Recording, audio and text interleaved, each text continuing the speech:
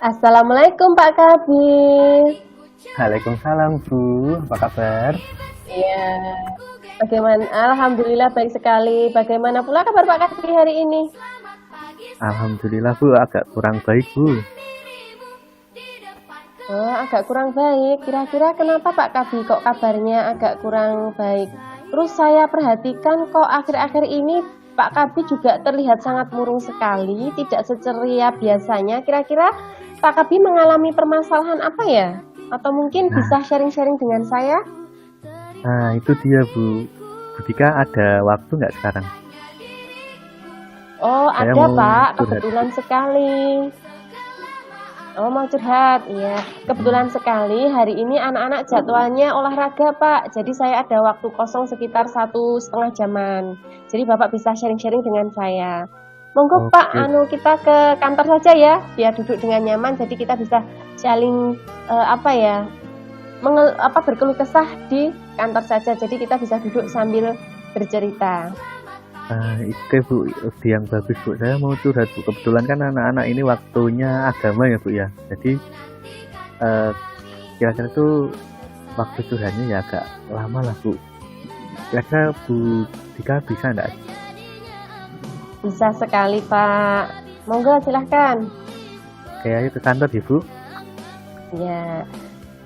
Jadi apa nih yang bisa saya bantu Pak Kabi? Eh, Gimana ya Bu ya? Saya bingung nih Bu, mulainya dari mana ya Bu ya? Tidak usah bingung, Pak. Coba Bapak ceritakan saja. Bapak ceritakan apa yang Bapak rasakan sekarang ini sehingga kok membuat Pak Kabi bingung. Saya itu bingungnya gini loh Bu. Em, Minggu depan itu kan apa namanya anak-anak kelas 6 itu kan sudah memasuki waktu penilaian akhir semester ya Bu ya. Tapi itu ada Ya. satu murid saya yang jarang masuk sekolah Bu. Oh, begitu ya. Terus lalu bagaimana itu, Pak? Coba ceritakan yang lebih lanjut lagi, Pak, supaya saya menjadi paham permasalahan yang Bapak alami. Nah itu Bu, saya tuh khawatir loh Bu kalau dia itu jarang berangkat dan sebentar lagi sudah mau apa namanya mau penilaian akhir semester itu takutnya itu dia nanti ketinggalan pelajaran Bu. Oh, jadi menurut Bapak, setelah kita nanti berdiskusi, kita melakukan apa ya sharing ini, nanti tujuannya itu kira-kira untuk apa, Pak? Saya ingin curhat pada Bu Dika. Kira-kira itu solusi apa ya Bu yang apa ya Mas, yang dapat saya lakukan untuk mengatasi masalah anak didik saya itu Bu. Oh iya Pak. Nah mudah-mudahan nanti dengan pertemuan ini dapat menemukan solusi yang terbaik ya Pak dari masalah yang sekarang Pak Kabi hadapi ini.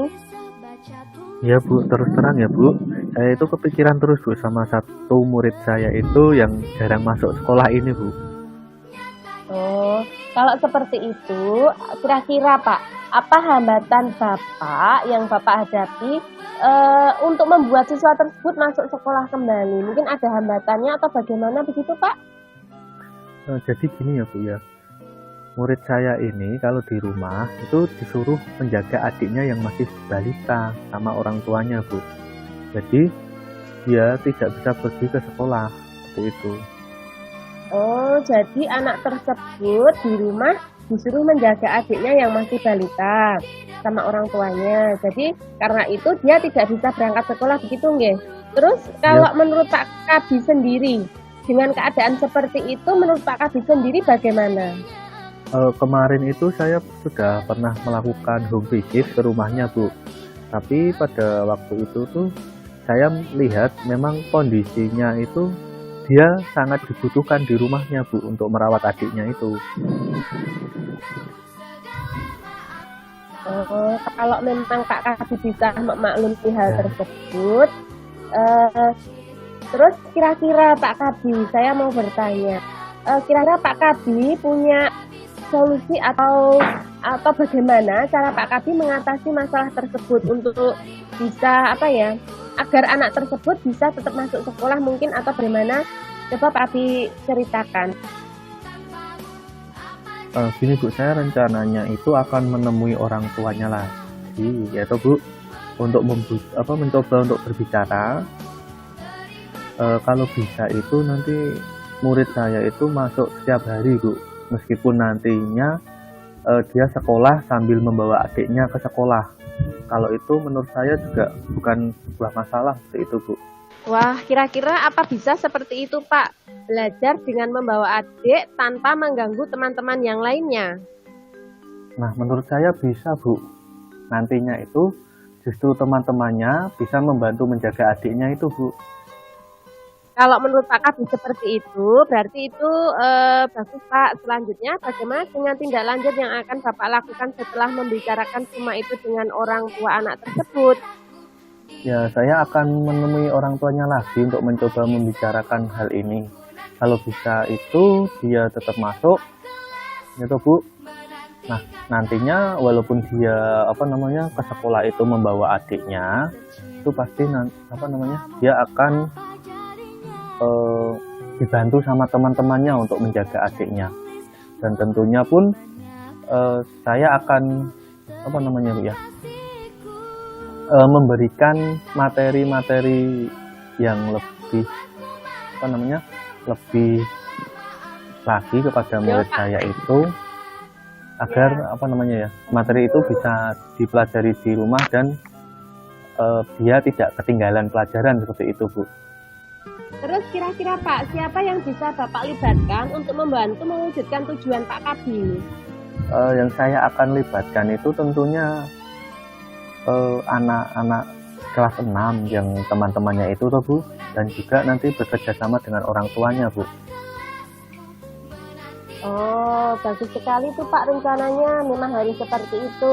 Sepertinya Pak Kabid sudah menemukan solusi ya supaya anak tersebut tidak ketinggalan pelajaran. Iya Bu, terima kasih Bu sudah mau mendengarkan curhat saya. Sekarang saya mengetahui apa yang harus saya lakukan Bu supaya bisa menyelesaikan masalah itu Bu. Oh iya, Bapak memang hebat, Pak Kabid memang harus semangat. Pasti bisa Pak, semangat ya Pak. Iya Bu, alhamdulillah Bu, terima kasih ya Bu, saya sudah lega. Terima kasih Bu. Yuk kita kembali ke kelas lagi Bu. Assalamualaikum. Ya, waalaikumsalam. Terima kasih Pak Kabid.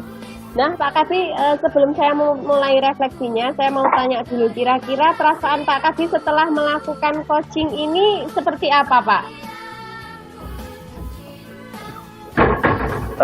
Perasaan saya lega Ibu.